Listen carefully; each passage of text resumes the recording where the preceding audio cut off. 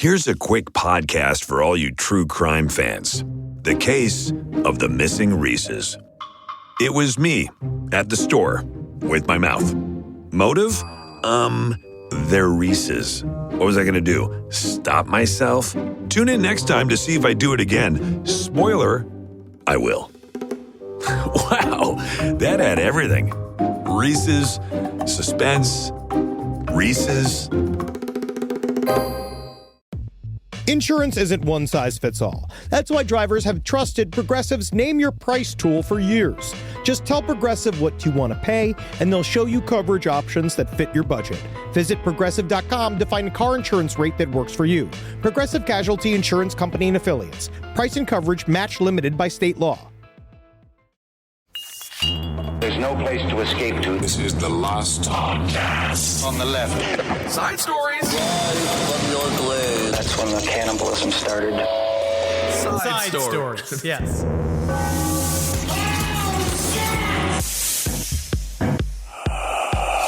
Hey, what's up, everyone? How you doing? Benjamin Grant Kissel here with Henry Zabrowski in beautiful sunny Los Angeles. We didn't do our normal intro like it's side stories, but you know what? It's not a normal side story. It's not a normal side stories. Today, special side stories. Beep, beep, beep, beep, beep, beep, beep. Fresh off the presses. Is that the sounds? I don't know what breaking news sounds like. Yeah, it's something like that. I don't think it sounds like two mice having a small series of orgasms. Orgy. Yeah, it could be.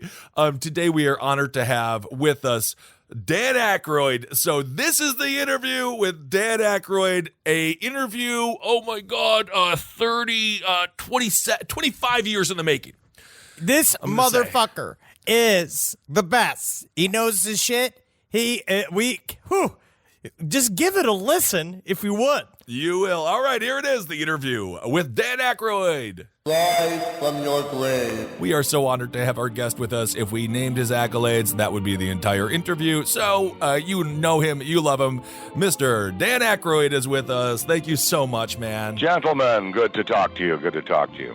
So God, I wish I was in the room with you, sir. I don't want to sound threatening, but I do wish that I could hug you. I don't want to say. I'm just glad we're separated. Well, we'd crack open a bottle of Crystal Head, and I'd make you a nice Long Island Railroad bar car martini, and that would definitely get us off on the right foot. Oh my God, absolutely. So we're going to touch on a series of things. You mentioned Crystal Head vodka, unbelievable. If you haven't had it, give it a try.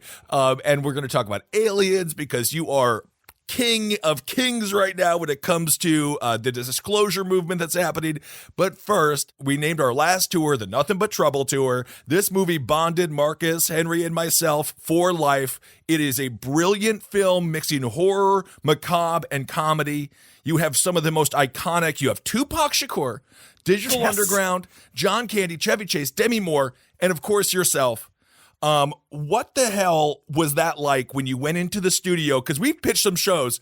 What was that like when you went into the studios and like, so I have an idea for a film, and they're like, what is it? And then you lay out the story for Nothing But Trouble. It was about 15, I would say a 15-minute pitch. Chevy went with me, and the studio bought it. They loved it. We made the movie. I brought it in under budget. Everybody had a great time. And then when we opened the picture, we opened against two massive female demographic-oriented pictures in the marketplace. We opened against Silence of the Lambs with Jodie Foster and Sleeping with the Enemy with Julia Roberts.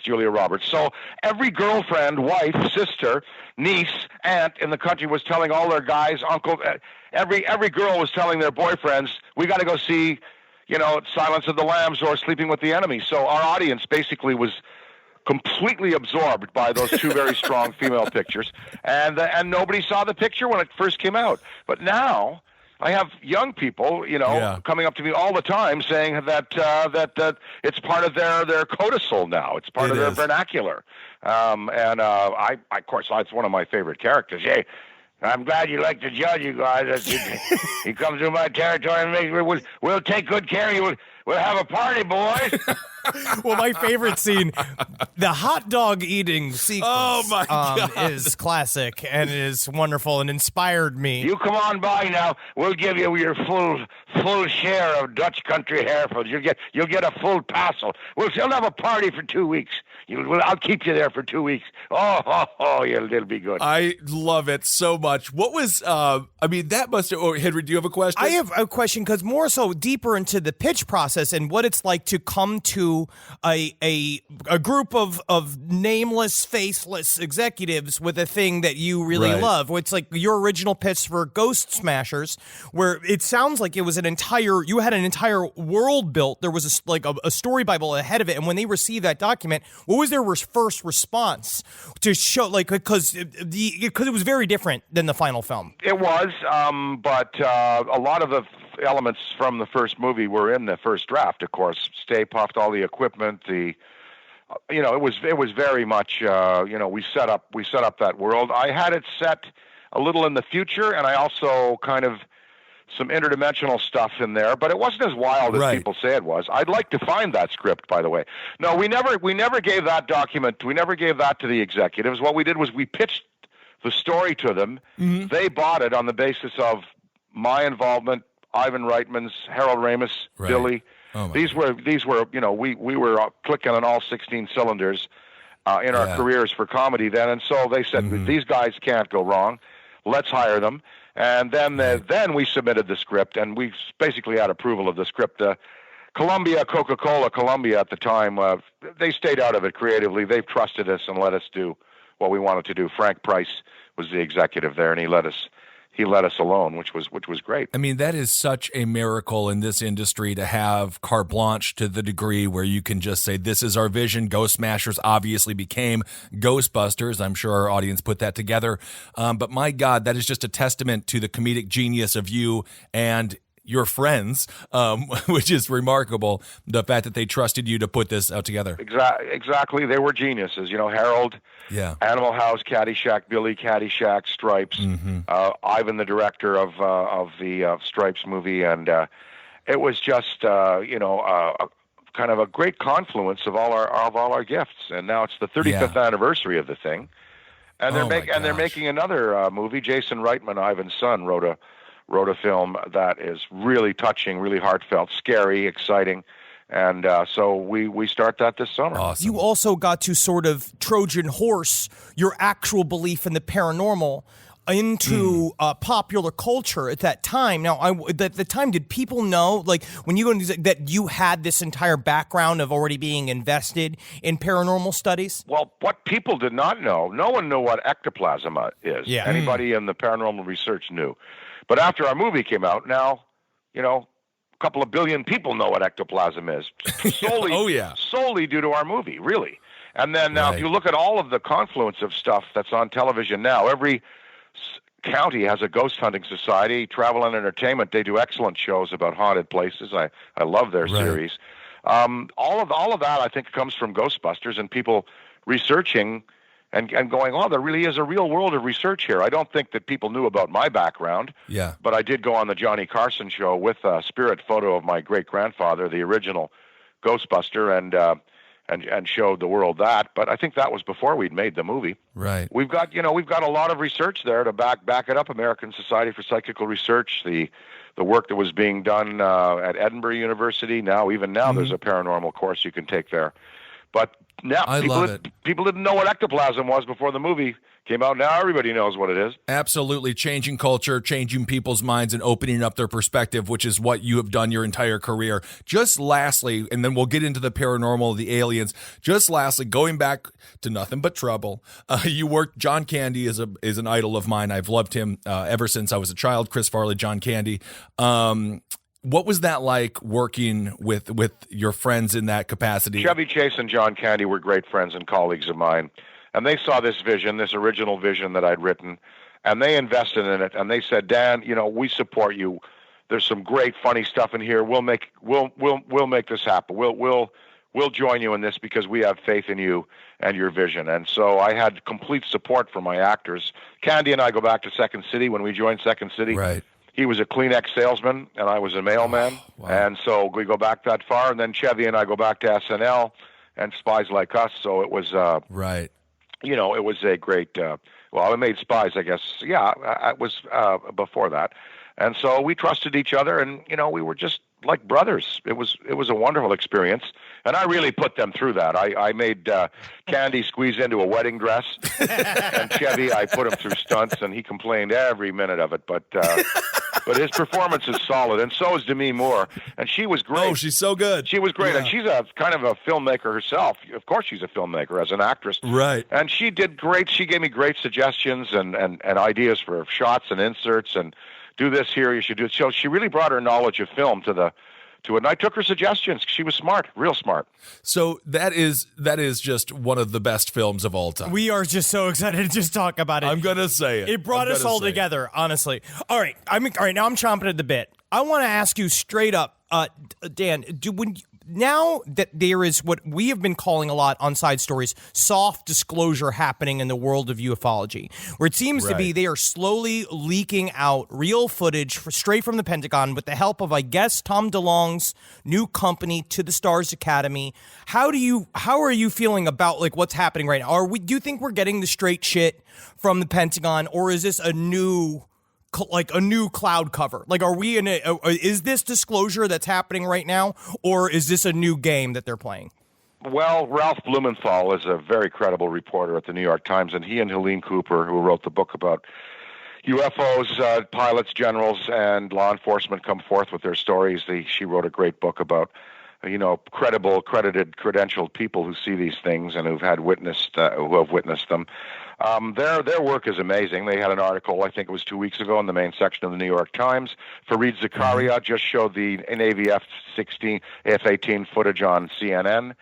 And on the cover of this week, the magazine, there's a cartoon of aliens waving at an F-18 pilot, and it says, taking UFOs seriously.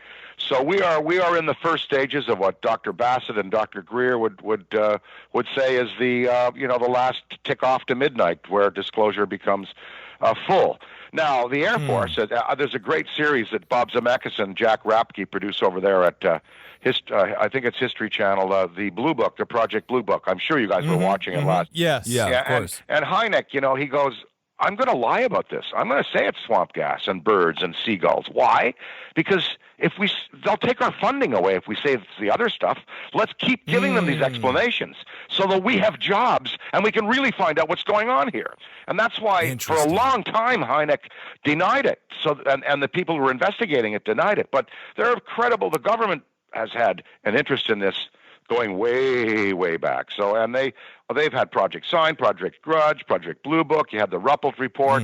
You had the twinning letter somehow got out there. So you've had an interest in governments, and you had interest from the United States Air Force for this stuff. But now they're finally getting closer to really admitting that these are craft that have performances which humankind at this point cannot manufacture. Well, Dan, I just have a question as far as the timing, because it does seem like now the Navy has put in new rules regarding how you can get UFO sightings up a chain of command. You're not just chastised and kicked out of the military like you're some sort of Looney Tune. Why do you think we're seeing such a unbelievable, robust amount of information coming out about UFOs right now? Is there anything, in your opinion, as far as where we are as a culture or a country, as a world? Are we ready for this? Oh, I think we've been ready for it for a long time. I think the public is accepting it. I would say half, at least more than half, the people believe that these craft are operated by non-human intelligences. JANAP 146, though, the Joint Army and Navy publication from the 1940s, specifically says, you must report these things, not to the public, but you be sure to report them to your superiors. So for a long time, pilots have been alerted to report these things. And I believe that there's public pressure now. More people have cell phones and cameras. More people are calling in when there are sightings to Air Force bases and police stations.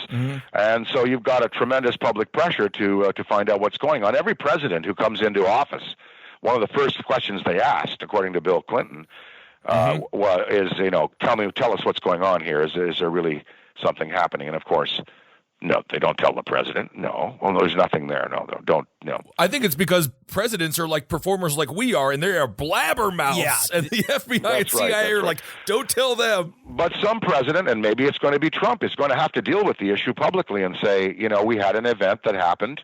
Here's the footage of it. 7,000 people saw it.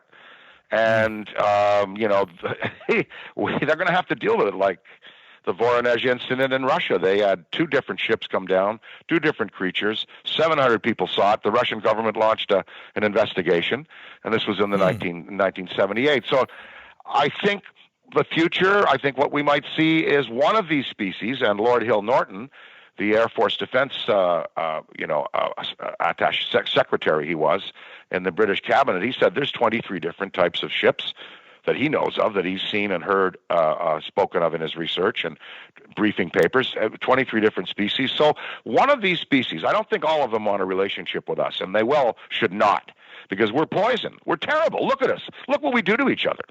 We're a murderous bunch. We really are. We are a group of vengeful apes. Really, really awful. Humankind is not, there are some redeeming elements like Keith Richards maybe, but the rest of it, and anybody can line up behind him, but the rest of it is just, so why would these species want to come down here where we are ruining our planet, we're killing each other?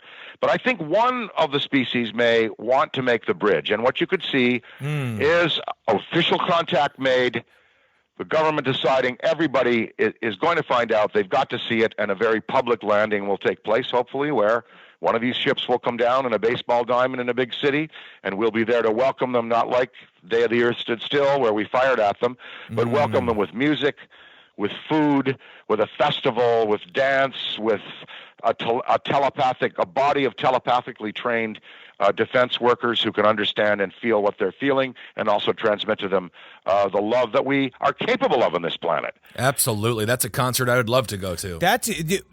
There's several concepts in there that I think are really, really interesting, because I know that Paul Hellyer has come out and he said that he has received actual contact. He said he's spoken with actual entities that said straight up, like, you're doing a good job, which is, I'm desperate for validation. I wish they would do that for me.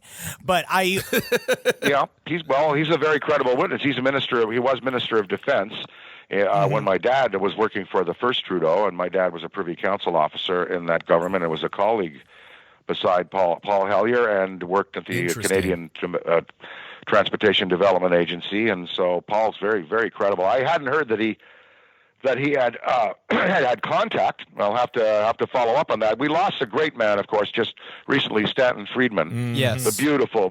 So toast of zero additive Crystal Head vodka to Stanton Friedman. What a wonderful, warm, humorous, intelligent. Just one of the great people in the field, and a great guy too. And boy, he was able to hold his ground. When in a lecture, man, he just slapped those skeptics down with the facts. We spoke to him not too long ago, which is very sad. But he talked to us. He was essentially being like, "I'm just about to retire," and we were excited for him. But then I was like, I don't know if ufologists actually ever get to retire. No, and I don't think that he fully did, because I believe he passed in an airport, right? Yeah, he's on his way either to or from a lecture. But what a great guy. I love him very dearly. Yeah, and then Bud Hopkins, we lost a few years ago. Of course, the great abduction researcher, and John Mack was killed in a very mysterious accident. John Mack wrote the greatest book about abduction. He was the Harvard psychiatrist who had to look into this because so many people were reporting these events in a very credible way. He wrote 2 books, Abduction and then Transformation. He stepped off a curb in England, and a drunk driver clipped him and killed him. And that day in England, 3 other John Macks were killed in traffic accidents.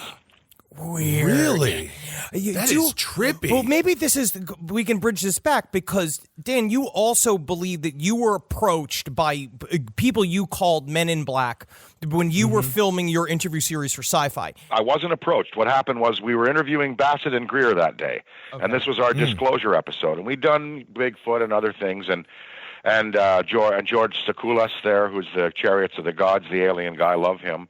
We'd done all of those, and then I had just interviewed Greer, and I believe I was about to interview Bassett, and my phone rang, I went out for a cigarette, actually, and my phone rang, and it was Britney Spears, of all people, calling me to say, would you come and help me?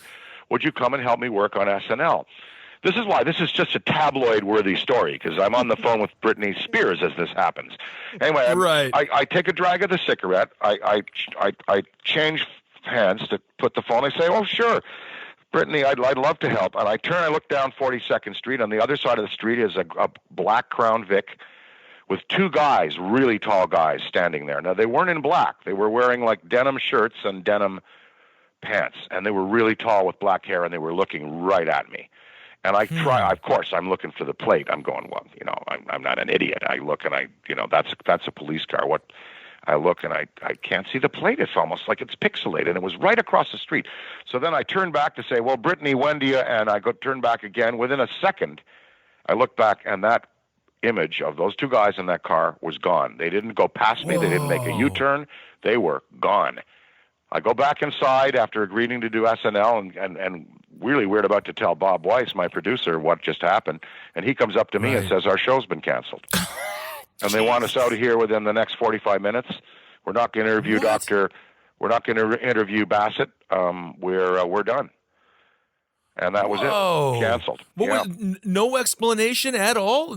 Just nothing, canceled? That's nothing, it? just done. And then they buried it. And I have some of them. I think I own some of them, but they just, that was it. Pulled the plug on it. Wow. It does seem to be that because I'm very interested in the concept of the psychic side of the story, because we did a 3-episode series on Men in Black on our show, and a part of when we were going through it is like, I love the haunting ideas of connecting these Men in Black to the UFO phenomenon, to folklore, and these trickster entities that Men in Black are sort of these kind of bridges between what we used to call fairies and trolls and goblins and the hidden people, and are now in our lexicon, these are other various species of aliens.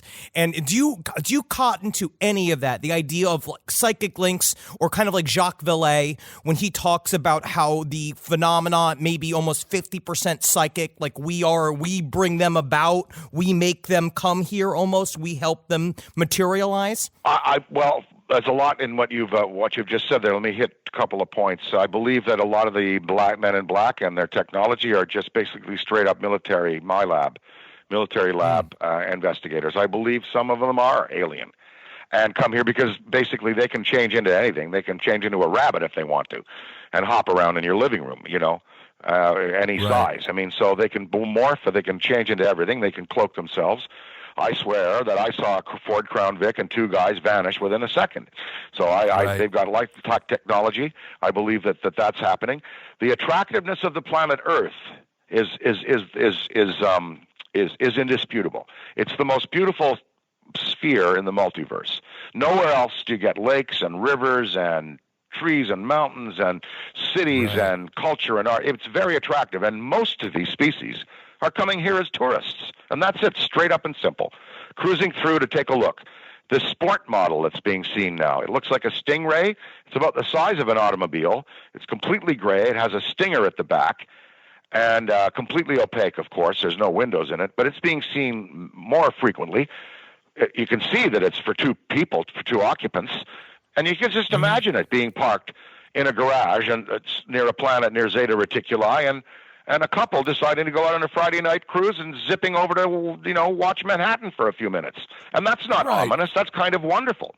Fairies, trolls, Men in Black, definitely folklore figures now, very, very strong ones, but always seemingly linked to interviews with the people who are witnesses. And sometimes warnings are given, and sometimes they just walk away and don't do anything. So I think it's a mix.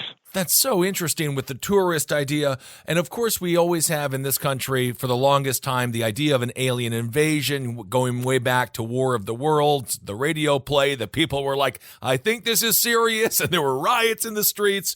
It'll come quietly. It'll come. You think so? With hybridization, which is already happening. I think, there's some crossbreeding that's been going on for the last couple of 100 years. And hopefully they will bring the best of human qualities to the fore. More mindfulness, more thoughtfulness. And as to the psychic element of all of this, The theory is now on many of these craft that are being controlled they're being controlled mentally. That the operator merely thinks where he wants to go, or she wants to go, or it wants to go, and the ships respond with navigation, power, gravity bending, photon control, all of that. They do that from the mind of the operator, which you talk about your self-driving car. That's what we need. Never mind AI. Let me get in the car and I won't touch anything, and just let my part of my mind drive it, while the other half does the accounting. You know. Right. Well, I thought you made a good point on Unplugged and UFOs when you say that, because I know that there's a lot of talk about whether or not there is reverse engineer technology from UFO crafts that the government is sort of slowly leaking to the private sector. But basically said that maybe the reason why it's not fully being broadcast and fully being shown is because we can already overwhelm most other armed forces with just our normal technology. And they don't need to play the card of, here's us turning a physical craft into a liquid. Here's a thing that can turn on a 90-degree angle, because it would be too much at once. Well, the government would love to get their hands on this technology, and maybe they already have, but haven't mass produced it. What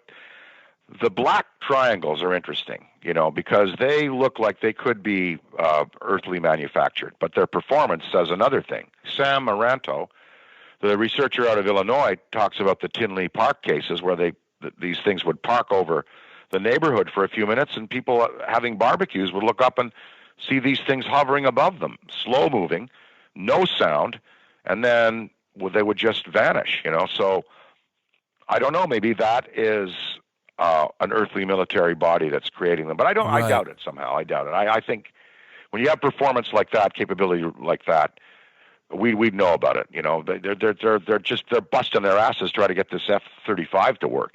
So. Absolutely. We just watched them we ground all those Boeing planes. They can't figure out those planes. How are we going to figure out gigantic, silent pyramid structures flying through the sky? It's figured out. I think we know how it works. They've got some kind of fission fusion, cold fusion, something like that, that's producing power. They're bending light. They're turning, as you say, material into light, and they're doing it just with technologies that they've been able to develop using resources wherever they're coming from. And that give us a million years, maybe we're there. But I think it's a million. Sounds like it's a million years in advance. Maybe not. Yeah. Maybe it's only 10,000. Because look where we've come in 150 years. We've come from the Wright brothers taking off at Kitty Hawk. Yeah. To the 787 Dreamliner, which, by the way, I do like and fly all the time. Rise from your grave. Summer schedules can get busy fast with camps, vacations, sports, family time. And, every single time Carmi eats a block of dark chocolate, we got to take her to the emergency room. How much time that takes. All right, IXL makes it easy to keep learning part of the routine in just a few minutes a day.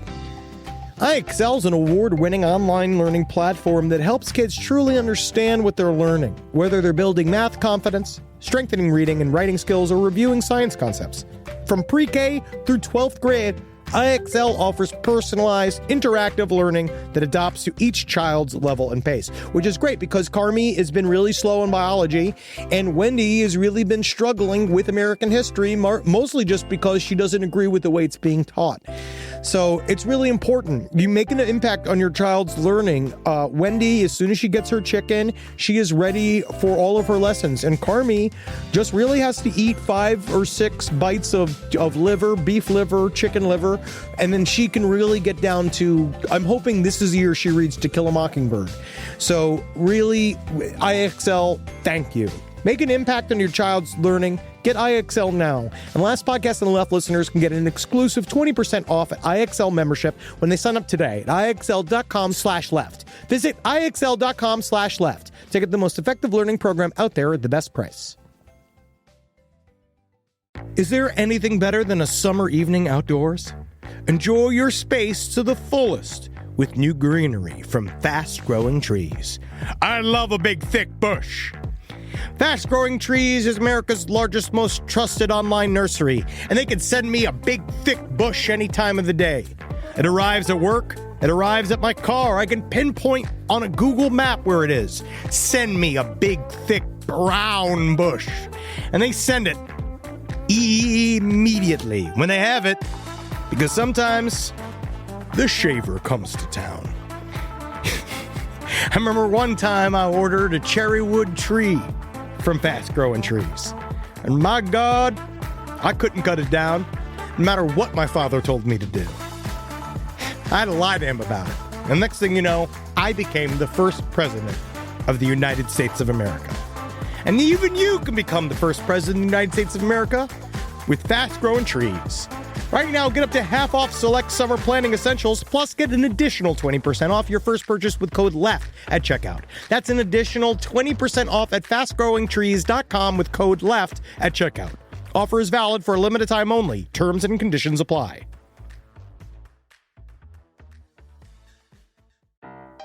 Hey there, everybody. Is your cell phone bill too much money? Are you getting that bill and you're like, hey, what is this? I can't believe for what? For 5G? Are you crazy right now? $100? I don't even barely got any bars when I'm just sitting in my living room, okay? You don't have to deal with that anymore. Are you ready for this?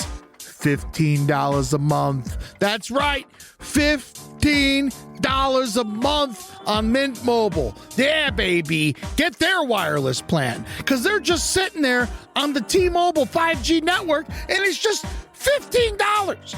Your whole life, you're just paying all this money every month. You're like, why? Where's it going? It's going to these phone companies that are robbing you. So go to Mint Mobile. Let them help you talk to your mom. So get your new wireless plan for just $15 a month. Go to mintmobile.com/LPOTL. That's mintmobile.com/LPOTL. Cut your wireless bill to $15 a month at mintmobile.com/LPOTL. That's it. There's no catch.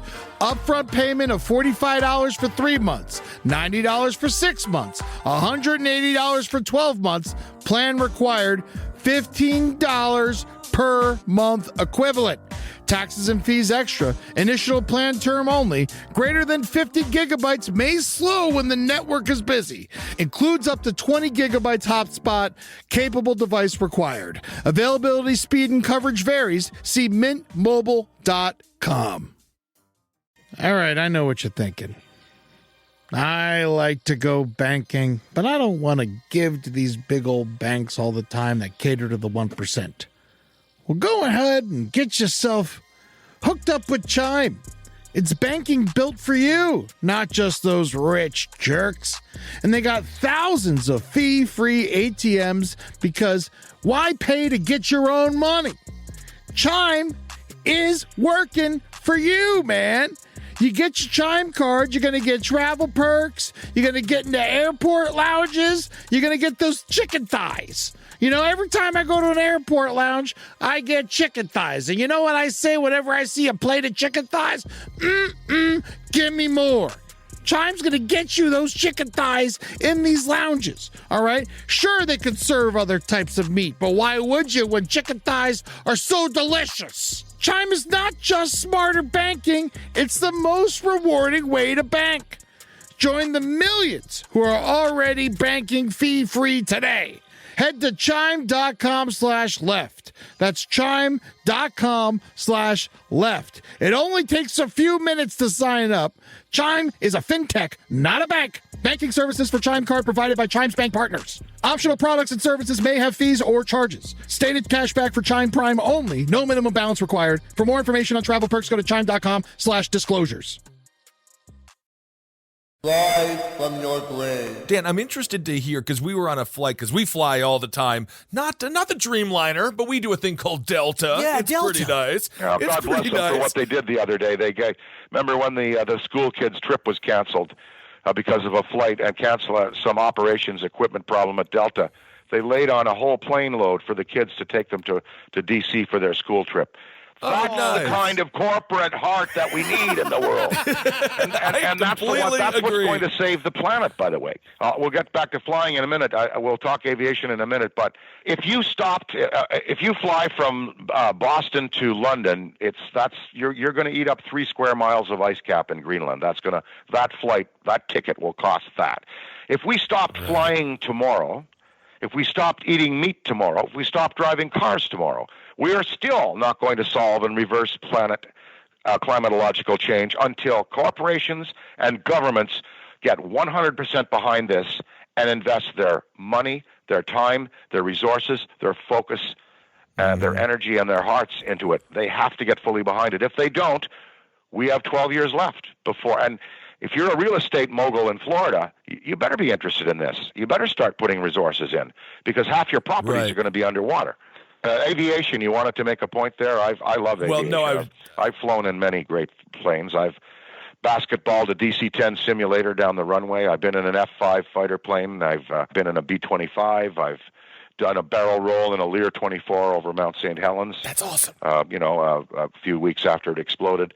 I do love it. I don't really I don't love flying. I don't enjoy it, but I like aviation and the technology of it and the culture of it. Fantastic. No, because I pretty much blame air travel on the hemorrhoids I've received, and I'll never forgive them. I'll never forgive Delta. I cannot tell you how many friends of mine have hemorrhoids. It is ridiculous what is going on in our mid-30s bodies. You've got to make friends with the steward or the stewardess and go and hang with them in the back where you can stand up. They'll ply you with nuts and beer all afternoon. They love to talk because they have nothing to do in between meals. Exactly. That's actually where I was going with that question. We were on a Delta flight, and this stewardess named Jewel, she was an older woman, maybe 65, 70 years old, and she turned out to be a listener, but she came up to Marcus and I, and she said that she had actually encountered a humanoid on the plane. She said that you could see his eyes even when his eyes were closed. She also said she saw multiple UFOs in the sky. She was really adamant and completely trustworthy. I mean, and so my question is, are some people more available? Are some people more aware or more awakened to see these UFOs and humanoids and all these kind of paranormal things, because it is such a psychic event, it seems? I think that it's more they seem to these entities seem to contact. Why aren't they contacting like the Minister of Defense or the President or high government entities? No, they go after ordinary, innocent people. And I think the innocence is part of it, because this innocent being will accept what we're trying to do here. Betty and Barney Hill, these were two, just a couple driving home on vacation. And they were chosen for one of the greatest encounters in history. Because you had a credible witness who was conscious and awake for most of it. Betty was, you see. And then John Mack's book, all the people that were there. I went to the Fifth Avenue Medical Society building in New York City for a lecture with John Mack with my wife a few years ago, and I was with a couple of friends who were abductees, and there were about 300. There were 500 people there, and he asked how many abductees, and 300 of them put their hands up, and they were from all different parts of life. This one woman said, I was this wealthy Massachusetts socialite. All I wanted to care about was Neiman Marcus and shopping and the next Rolls Royce. Right. And then one afternoon I was sitting by my pool, and a little orb came down and a creature came out, and he spoke with me for half an hour and told me I could change this planet. And she's one of the leading environmental resource people in the world right now. There was a guy there with one arm, and he said, I was in a sailboat. He was a stock trader. I don't know if he lost. I don't think he lost the arm in the encounter, but he said, I was in my sailboat on Long Island, and this blue orb came down, and these beings visited me, and it was the most beautiful evening I've ever had. And I'm waiting every night of my life. I'm waiting for them to come back. And I got up and I said, of all of you here that have been taken, who wants to go again? Who would love to be taken again? Who would like to have that encounter again? Right. Only half of them put their hands up then. Mm-hmm. Half of them, it was not a pleasant experience. I want to talk with you about that too, because you are personally very close with Dr. Greer, and his. Are you? I'll ask you that. Do you guys know each other? You guys hang out? No, not really. I'm a fan, and I wanted him on my show, and I've always talked him up. His work is great. I'm a big fan of his work. I've met him a couple of times, yeah. But in the world of ufology, there seems to be like now, obviously, because there's constant infighting, right? There's a lot of drama in the world of ufology. And it seems to be one of the main fights, especially against somebody like Dr. Stephen Greer, is this concept of he is like, the aliens are here to help us. This is going. They are here to help us, and there's a lot of people saying that's disinformation, saying that what if this is all some other lie? What if they're prepping us, and it'll be like Independence Day, and we're here waiting, and we do throw the big party at the baseball stadium, and they come, and we're dancing, and we're showing them like Guy Fieri, he's like barbecuing for them. Ooh, and then I like it. They just explode the baseball stadium. Like what happens? And that goes down. Well, that's Childhood's End. That's Arthur Clarke's book. Childhood's End, a wonderful story. They come down. They look like devils with leather wings, but they're benevolent, and it turns out, they want to harvest us and eat us. Right. I believe that I believe there's some that are benevolent and really do want to find out more about us, more about themselves, want gentle interaction, and then there are just some straight up meanies who are taking people away and not returning them, and doing, and dropping them and from great heights. Todd Sees, that case? No, I don't know that case. Well, you better look it up. The sheriffs won't even talk about it. He was picked up in front of his friends and then really rudely dropped into a tree, and his body was so mangled. Wow. Jesus Christ. Get on your search engines. There you go. Todd Sees. So that's a bad one. Absolutely. Yeah. That's not the way we want to be treated, and that's not the way we should treat them either. Do you believe in David Icke's storyline? Like, do you believe in any of that, the idea of the reptilians and the Greys and all these people are kind of in a fight over our Earth, that our Earth is sort of like a coveted piece of territory that we're kind of in the middle of a fight for? I think they're on the right path. There's one theorist who says that really that the Essassani, or the beautiful Nordic types that are, benevolent, and actually the reptilians and the Nordic types have had a meeting, and the Nordic types have said, you go down there and you harvest the Earth people like cattle. We're going to fight you. We have technology. You have got technology. We may both die in this, but we're not going to let you go down and rape the planet Earth because you think that there's delicacies there to be had. Right. No, we'll fight you. So that's an interesting theory there. That they, both sides, it's a stalemate. The reptilians know that they can't win against the Nordic types. The Sassani and the Sassani know they can't win against the reptilians, but both are willing to kind of have a standoff. But the reptilians have cheated on the arrangement. They're coming here and they're grabbing us all the time. That's the theory. Now, for me, I'm a writer. Okay, I'm a screenwriter and I'm an entertainer. All of this is supremely entertaining. Yes. That's the primary reason I'm into it, is it's just so entertaining. It's so neat. Whether any of it is really true or real or not, I believe the objects are real, and I believe they're not manufactured here. I've seen 4 of them that I believe were not earthly manufacture. I don't know what's real. I don't know what's real, and I don't know what's not real. But I know it's supremely entertaining. I was in Martha's Vineyard with my wife and 2 friends, and I stepped out for a leak at 3 a.m. on the balcony of my house in Chilmark. And I looked up in the sky, and I saw 2 glowing discs, traveling from the far right horizon, and then rising and doing a fast zigzag pattern across the sky. I immediately called to everybody. We all came out and watched them. And they were flying echelon formation, wing to wing. They were doing at least 20,000 miles an hour. They were probably about 100,000 feet up, because the Concorde makes a right turn above Martha's Vineyard at 47,000 feet. The planes turn there, and of course I can see that with the naked eye. I knew approximate height, 100,000 feet up, speed. When you go from horizon to horizon that fast, as fast as they did, in about a minute and a half, they're going pretty fast. So that was the first one. Second one, I was at my farm in Canada, and I have my police bike out for a ride, and I was going into town, and I saw this little red dot going across the power lines, the big hydro lines at the next farm over.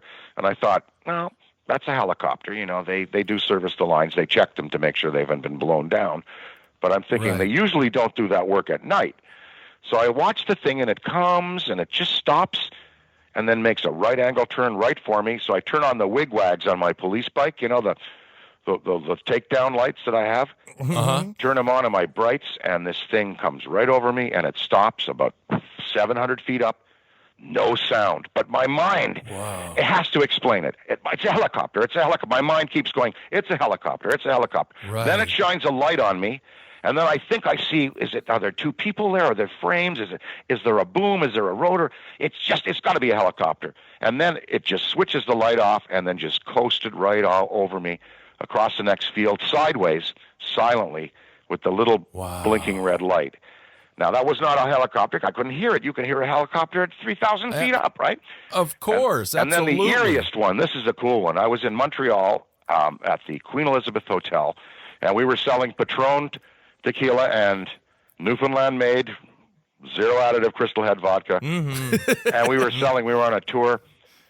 We just won a bunch of awards for the vodka and that, for the clean taste, and we were celebrating that. We were sitting in the hotel room. I was with a friend, and we were actually watching the spiders on the 23rd floor of the hotel go up and down. They had these little webs going up and down, you see.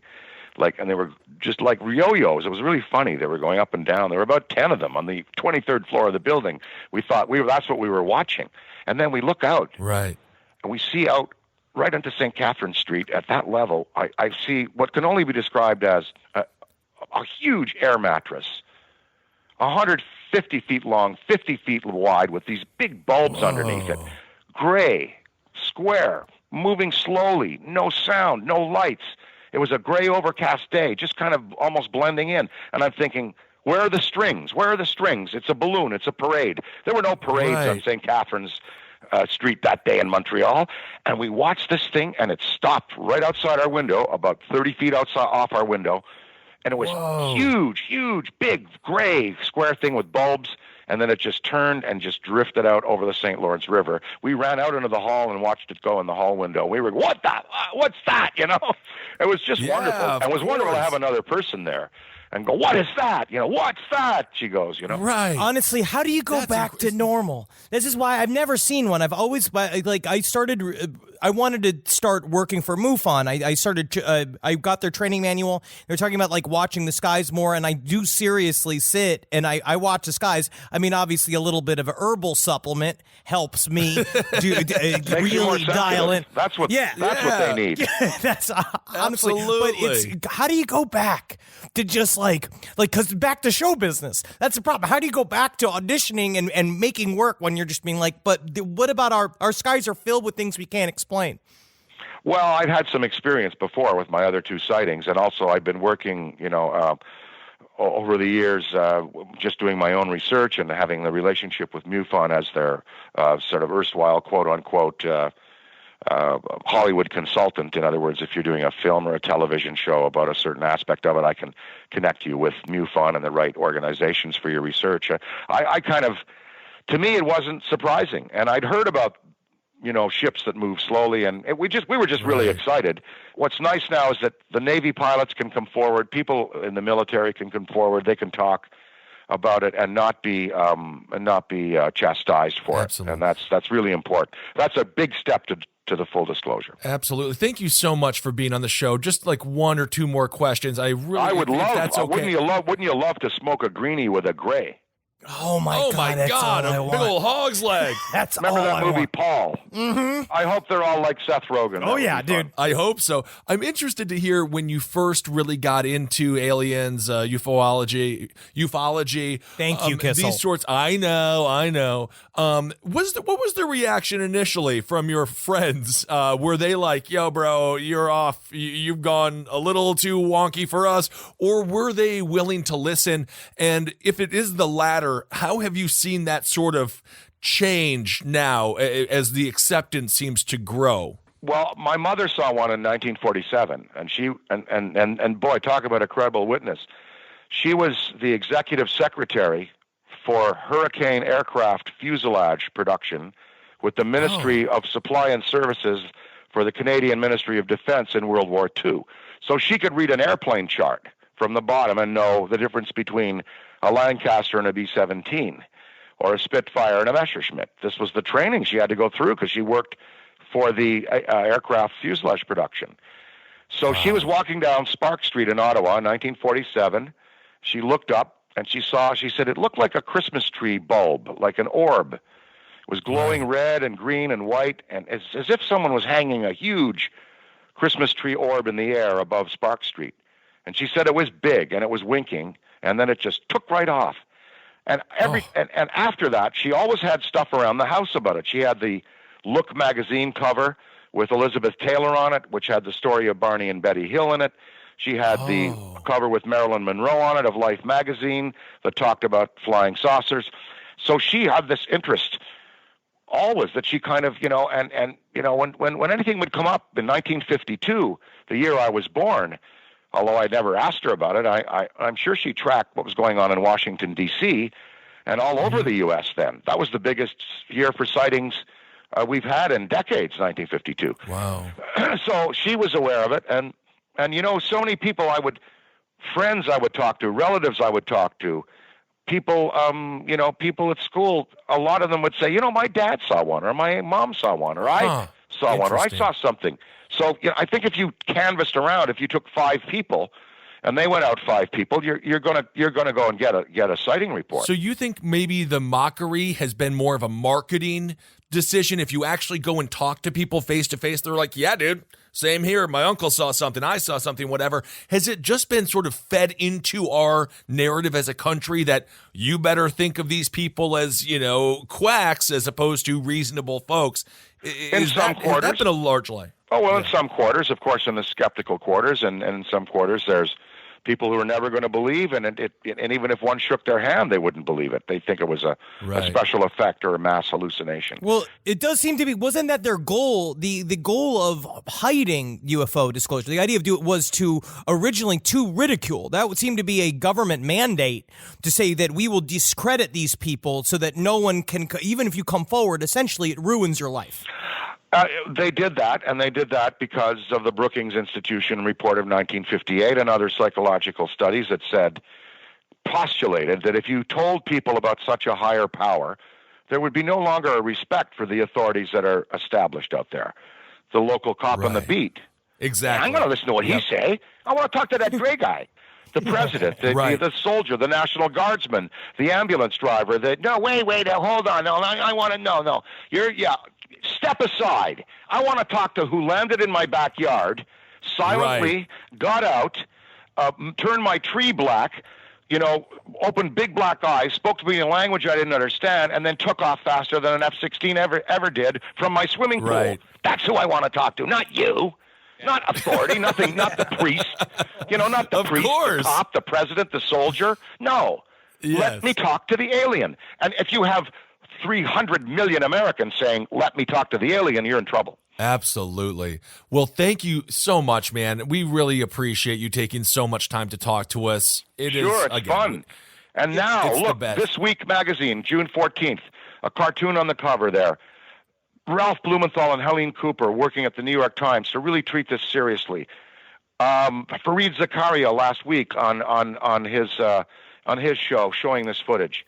So, credible reporters are going to step forward, and I hope the day in the baseball diamond comes and that it turns out to be benevolent. I really do. I do too, Absolutely. man. Otherwise, it's Cloverfield Place. Head to the bunker. Yeah, dude. And honestly, that's why my wife and I are really interested in getting a bunker. Honestly, just for style's sake, we like being underground. And I think that it would be fun, but also it'd be practical. Setting aside any kind of intervention on this planet from alien forces, what is in the air today?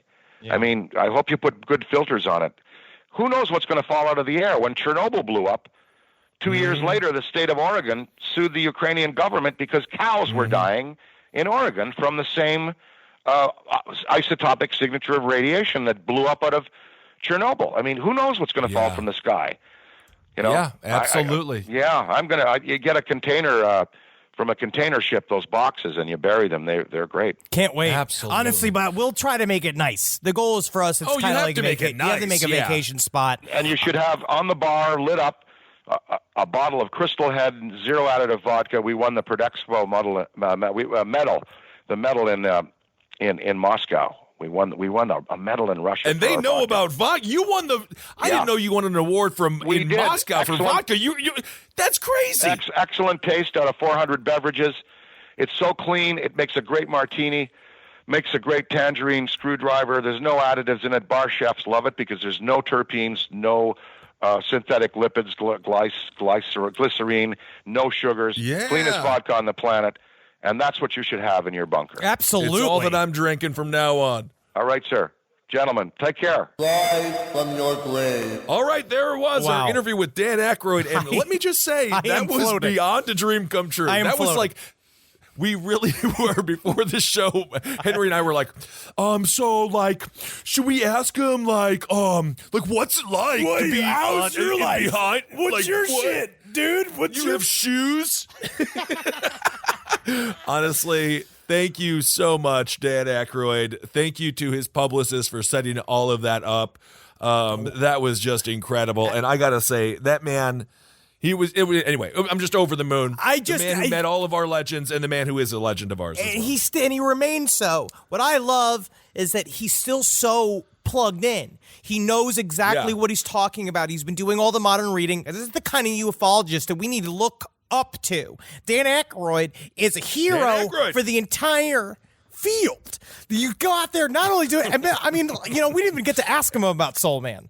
We didn't even get to ask him. We didn't even get to ask him about Tommy Boy. Anytime we get to see any of it. We get to see any of it. But it doesn't matter because he actually knows the truth. I think it's very interesting. I mean, that's the problem. He knows a lot. When I listen to him talk, the more and more it's being like, well, maybe these nuts and bolts UFOs guys got fucking something to talk about because you obviously know. You know, because you're doing the reading and you're talking to these guys. 23 species of aliens. I love it. Well, that was just, that was incredible. Thank you all so much for listening to this special Side Stories. And I mean, I don't know. It's nice when you meet people that have been in your life forever, unbeknownst to them, and they turn out to be as wonderful as Dan Aykroyd just was with us. And honestly, we've had great experiences with the vast majority of the people we've idolized. So that just goes to show you, being a good person, you can also be very successful. And I think Dan Aykroyd showed what a great guy he was. Absolutely. What a legend. Absolutely. All right, everyone. Well, thank you so much for listening. I'm going to do what we want to do. I think we have to tell them to triple L. We have to do it. Yeah, you got to live your life like you're about to speak to Dan Aykroyd.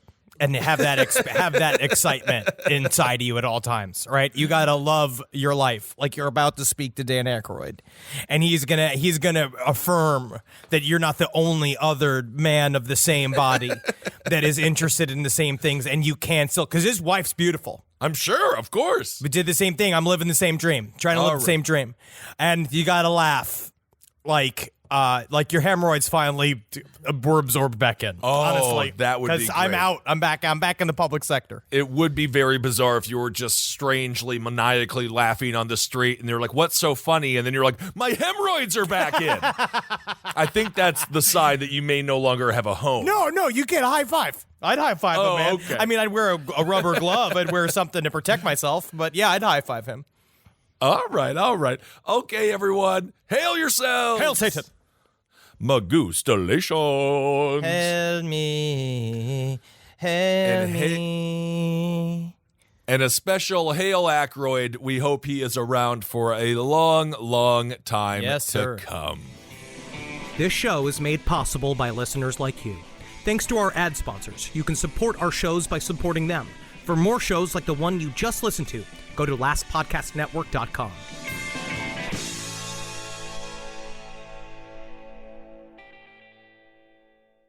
This podcast is brought to you by Squarespace. Whether you're just starting out or scaling your business, Squarespace is the all-in-one website platform designed to help your business stand out and succeed online. Squarespace gives you everything you need to offer services and get paid, all in one place. From consultations to events and experiences, showcase your offerings with a customizable website designed to attract clients and grow your business. The best part about it is it can help you design a funnel in which you can very quickly record commercials so that you can get it done while you are desperately trying to get on break. That's the best part about Squarespace. It can really shorten up the time you spend doing things. You got to get in there. Use Squarespace. Man, is it fast. It is absolutely incredible. You're going to love your experience at Squarespace. Head to squarespace.com/left for a free trial. And when you're ready to launch, use offer code LEFT to save 10% off your first purchase of a website or domain. This episode is brought to you by Opill, the first over-the-counter daily birth control pill available in the U.S. Opill is FDA approved, full prescription strength, and estrogen-free. Plus, there's no prescription needed. Finally, the days of needing a prescription for birth control are over. Opill is available online and at most major retailers. Take control of your health and reproductive journey with Opill. Birth control in your control. Use code BIRTHCONTROL for 25% off your first month of Opill at Opill.com.